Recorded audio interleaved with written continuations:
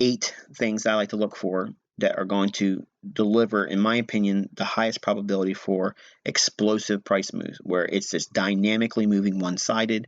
You want to be in those types of moves, and obviously, as a swing trader, we want to focus on markets that provide these in terms of the highest probability. What we look for is the market profiles that show that the major 4 asset classes, that being the interest rate markets, stocks, commodities, and currencies, they are all trying to trend. They're not held in consolidation. They're not at odds with one another. They're not conflicting. And if you get 1 or 2 of the asset classes showing willingness to trend, that gives us a really favorable market condition to trade in for swing trades. It doesn't matter that all 4 of them are trending. We want at least to have see at least half of the 4 or 2 of them showing a profile where there's trending environments underway. Intermarket analysis confluences. This is the approach using all of the other asset classes to justify or confirm the ideas that you have as a trade are in fact in alignment. So I'll give you an example. If we think that there's a bullish dollar underway, we should see commodities therefore at resistance levels across the major sectors in the commodity markets. That means that we're also going to see commodities fail to make higher highs. Even if they break out, there'll be false breakouts, and we'll see commodities very easily breaking their lows or failing to make a rally. Okay, all of those conditions would be there if we're expecting to see bullish dollar. The opposite would be seen if we're looking for a bearish dollar. If the dollar is expected to go lower based on our analysis, we would be looking for commodities to have very little resistance in terms of wanting to go higher and strong support levels. Okay, so highs are going to be broken on commodities and lows are going to be supported, and very little breakdown on commodities will be seen. That would be an idea that would support the idea of a bearish dollar. The same thing would be said with, once we arrive at that condition for the dollar, if we're expecting dollar to be bullish, we would be looking for bearish scenarios where like euro dollar, Aussie dollar, pound dollar, New Zealand dollar, those pairs would be at resistance. Okay, and they would be breaking lows and have difficulty making higher highs, or if they make higher highs, they're false breakouts and they trade lower. That would be supportive of a bullish dollar. The reverse would be said for a dollar that would be bearish. Then it means that we'd be seeing euro dollar, pound dollar, New Zealand dollar, Aussie dollar, those pairs at support. And they would not be willing to make lower lows, or if they do, they're quickly rejected. And highs in those foreign currencies would be easily traded through. Okay, and that would also support the idea of that weak dollar. Third on our list is the COT hedging program alignment. This is where we look back in the last 12 months on the net positions held by the commercial traders, and then we get a range over the last 12 months, what the highest level was and the lowest level for their holdings, regardless if they're net short or net long. And whatever that range is, we divide that in half, and then we define that in terms of being bullish or bearish. If we are supporting the idea that foreign currencies are going to go higher and therefore the dollar index is going lower, we would probably see the COT hedging program show bullishness for like euro dollar, cable, Aussie dollar. And the more you see the commercials holding net long positions in their hedges or their hedging program, the more likelihood you're going to have an explosive move in your favor with a bullish foreign currency idea and a weaker dollar. And the reverse would be said in terms of when you're looking for stronger dollar, you would expect to see the bearish stance in the hedging done by the commercial. And I'll show you examples that would make this clear. And in open interest, we look at that because all of the pairs I trade are the majors, and they're com dollars, they're commodity dollars. So I can get the insight gleaned from commitment of traders and the open interest that cannot be seen in spot market. So if we look at the open interest, we can actually track the smart money movement of buying and selling, and I'll kind of go over that again in this teaching. In seasonal tendency, we can see that there's times when there's a very good probability for markets to want to trade higher or lower based on seasonality. And if you can have that in alignment with your trade idea, it obviously pushes the probabilities for an explosive move in your favor. And we now talk about volatility filters. Okay, now volatility filter is a way of gauging when the market gets quiet. okay, or there's a contraction in the ranges. If this is seen, what you're seeing is the market going into contraction right before a big explosive type of move. That is a hallmark that spells wild profitability. If you get the direction right, okay, it doesn't mean that you know the direction because the markets are going in small ranges. It just means that you are going to see another big explosive move. And if you have the direction right, many times you're going to see that explosive move takes off in the direction you anticipated based on your major market ideas, your intermarket analysis, and what the hedging program suggests by the commercials. Are they buying? Are they selling? And open interest. Are we tracking smart money buying and selling in relationship to those ideas? If that occurs at the same time, there's seasonal tendency for it to rally higher and volatility starts to squeeze into small little ranges, there's going to be a high probability that move's going to be explosive to the upside.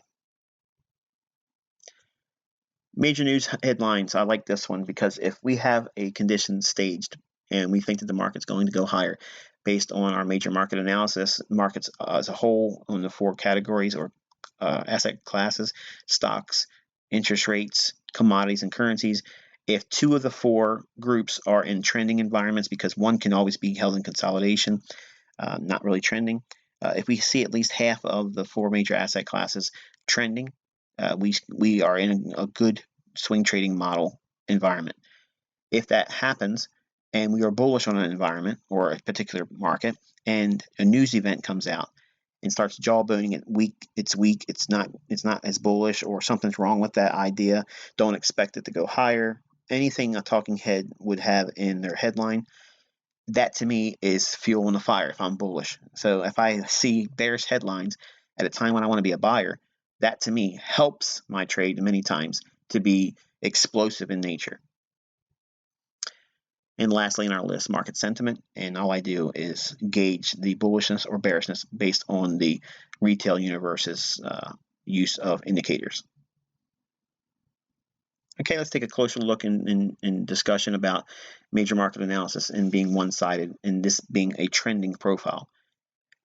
If we look at the currencies, stocks, commodities, and interest rates, those 4 asset classes, we use those for our intermarket analysis. But before we get into our intermarket analysis, we have to look at, are those markets now trending or are they held in consolidation?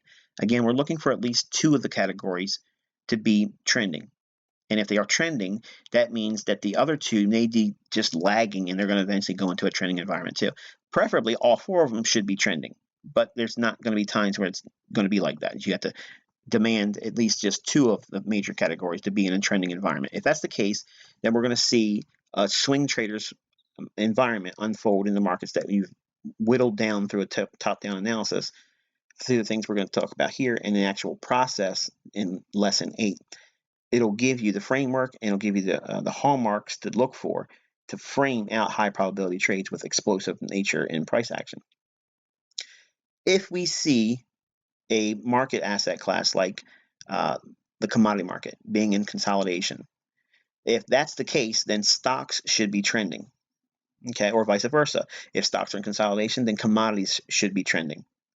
Interest rates and currencies, one of those 2 should be trending as well. Okay, so if we're going to divide it into 2 special groups, you want to group commodities and stocks together. One of those must be in a trending environment, and currencies and interest rates, one of those 2 must be in a trending environment. Okay, so you have to have one of the 2 groups being in a trending environment, and that helps really frame the models that the algorithms will use to move price around, not just in foreign exchange, but in all the other asset classes, with the exception of commodities, which are really focused in on real supply and demand factors. Okay, intermarket analysis confluences.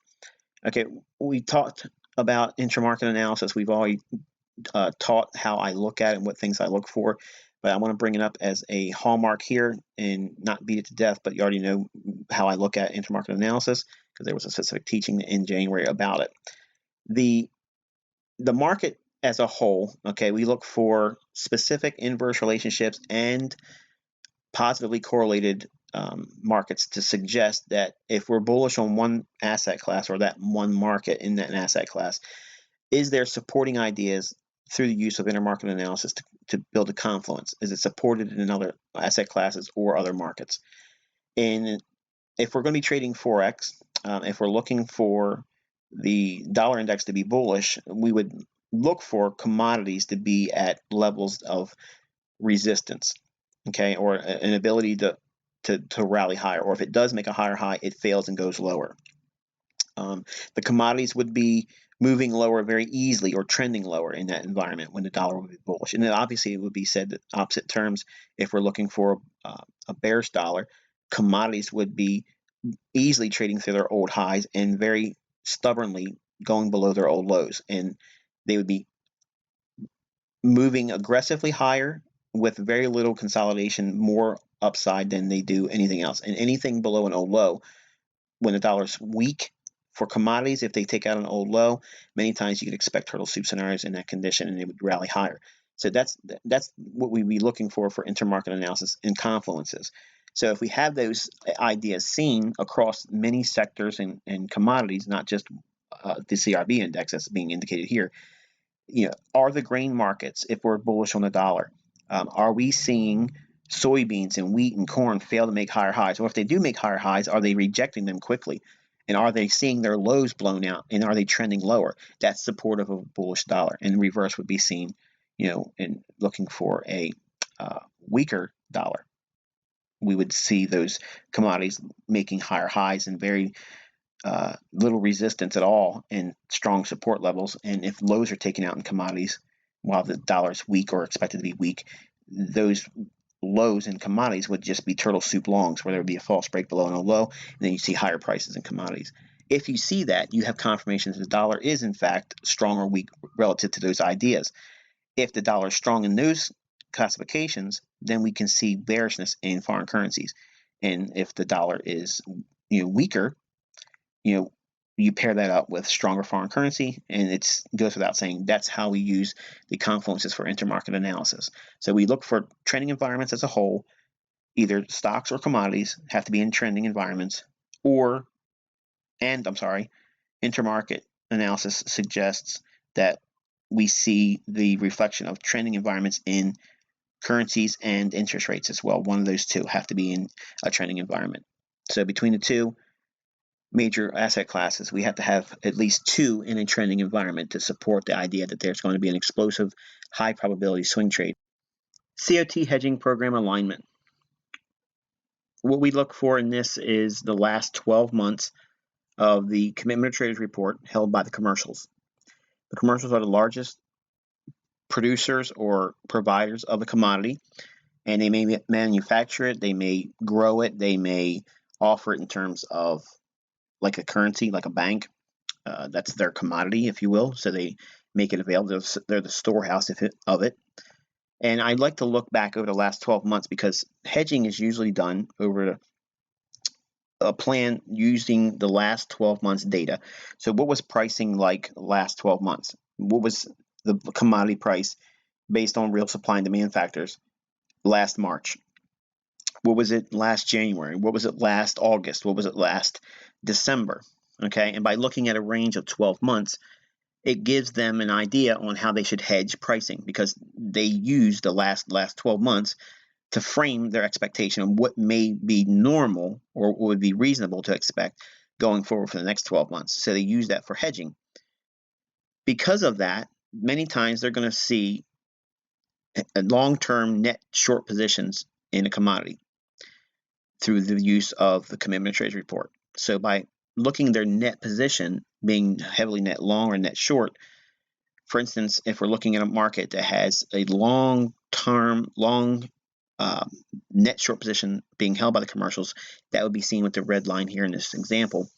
You can see from January 2016 all the way to the present, they have been below the zero line. That in itself, by standard definitions and by way of teachings by Larry Williams, who did the majority of the early work on Commitment of Traders reports being made public, this would be deemed as bearish. And this was a frustration for me, and I'm not going to rehash all that because I did teachings on this, but I like to look as a hallmark. I want to see, are commercials buying or are they selling in their hedging program right now as I'm doing the trade or about to take the trade? And what I do is I frame the last 12 months and I look at the highest high and the lowest low and divide it in half. And I have a new zero line. So I ignore the zero line on the standard net trader's position chart that everybody has access to. You can find this on barchart.com. And in the lesson number 8, I'll actually do a walkthrough. You can actually see me do this whole process. But I define that new range in the last 12 months of the commercial activity. That's my net short or net long basis, the 50% mark of that range. January 16, you can see that's where the highest portion of their holdings were. That at the time was still underneath the net sum zero line. So they would be either neutral or bearish slightly in January 2016. And then in July 2016, the red line went as low as it shows there. And that's the range. Then you define that by a high level and a low level divided in half. And that's going to be your new zero level or bullish or bearish level. You can see in December of 2016, we went above that new adjusted or makeshift zero line, as I'm indicating here, by looking at their hedging program. So they were buying again aggressively in December. So if we see this, even though they're below the net sum zero line from a net trader's position chart, from everyone's perspective in the retail world, I see that as buying in December going into January, and still presently now they're buying.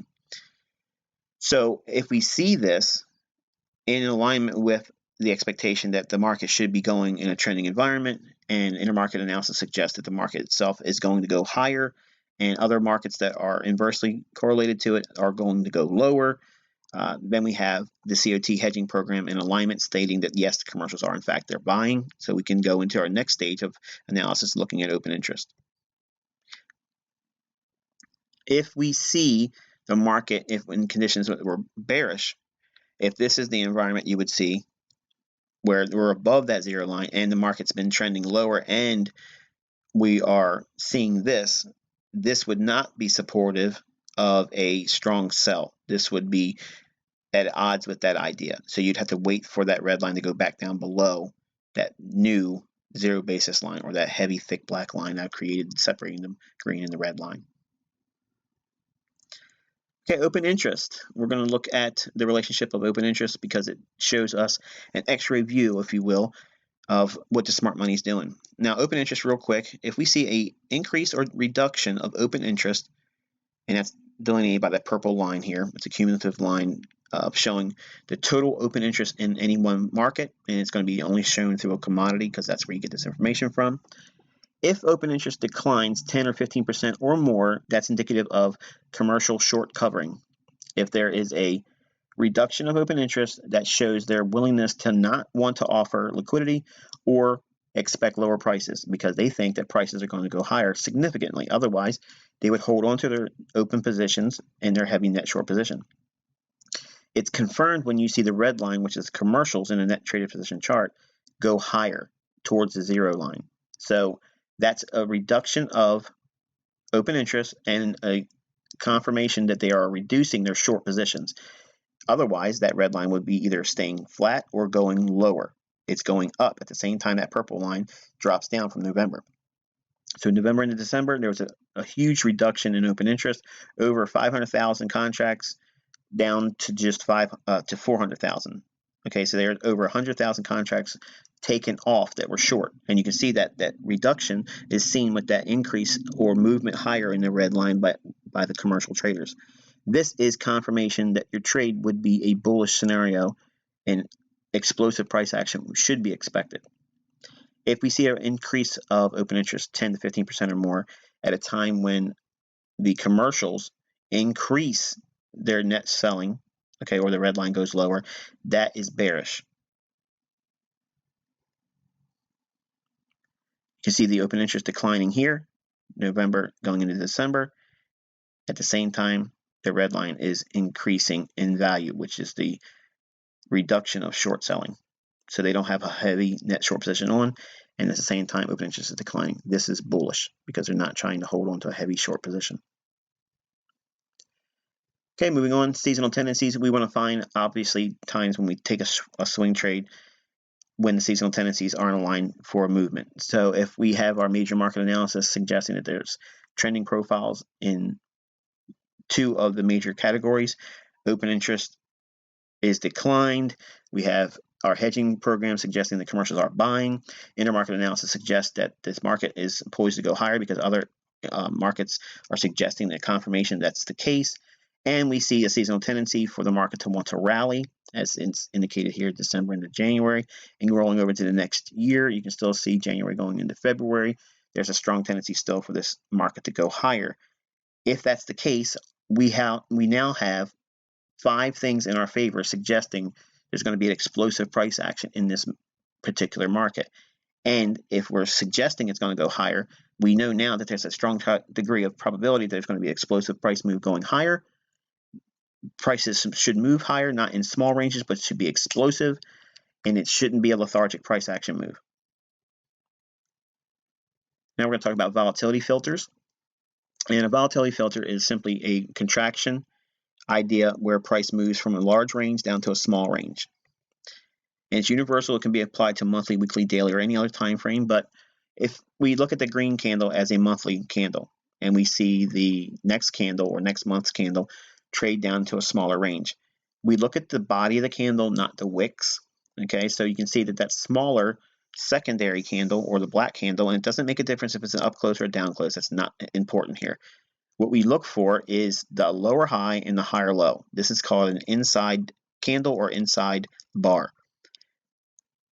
Conceptually, it's a volatility contraction. So that means there's a high probability that the next candle or the next candle after it will be a large range candle, especially if you have a condition that's poised to go higher or lower.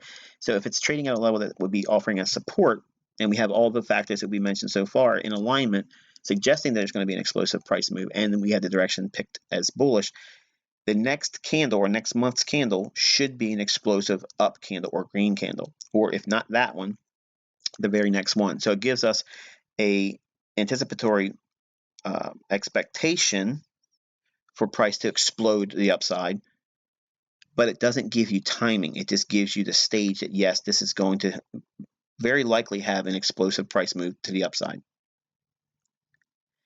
Now, this can be seen as also the smallish range in the last 7 days. That's another filter you can use. You can do also the last 3 days, the smallest range in the last 3 days. So I use the last 3 days, the last 7 days, and I use any inside candle or inside bar to frame the context around a trade that I have already seen coming. And if I get this just really adds to it. It's like that little wind up of a spring again, that analogy I like to use, and it's getting ready to be let go, and there's going to be dynamic price movement. Major news headlines. If I'm bullish on a particular market, and say we're looking at gold as an example, if we have all these things lending well to the notion that gold should be bullish, everything in the cards has suggested higher prices. If I'm about to buy or I'm looking to be a buyer, I like to see headlines that show describing weakness or justifying why price went down. Because if I see that, I know it's going to build in market sentiment for retail-minded traders. When they see this type of stuff, they don't want to buy gold. They think, I'm going to sell gold, because they think that the news media or the talking heads or CNBC, they're smart people, therefore they are traders. And that's not the case. If they were traders and they know what they're doing, they wouldn't be on the anchor position talking to us about why something already happened. They would be home trading it live before the fact. So if we're also bearish on a particular commodity or a pair or market, if we're bearish and we see price trade up into a level we want to be short, ideally you want to see news headlines that are talking about how good it's been moving up, or how it's hitting all historic highs, or it's done something that looks underlying bullish in the commentary that they put on there. For futures, I subscribe to Futures Magazine, and they do every month, they talk about a particular market or two, and they say how great this market's been moving or how bad something's been happening.